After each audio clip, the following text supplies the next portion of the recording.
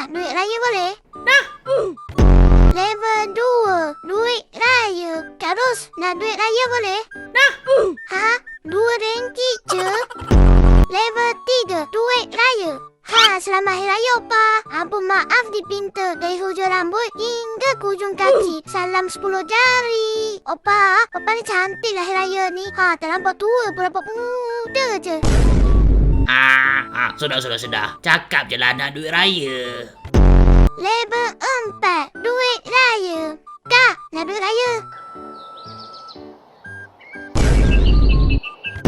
Level 5, duit raya.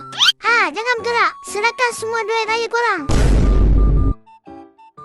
Ha, untuk Kak Ros, bagi duit raya lebih sikit. Tahun lepas bagi sikit sangat. Nak beli ayam goreng pun tak lepas. Ni, tiap-tiap tahun RM2. RM2. Bagilah RM1,000 ke? RM2,000 ke? RM10,000 ke? Ha, barulah raya.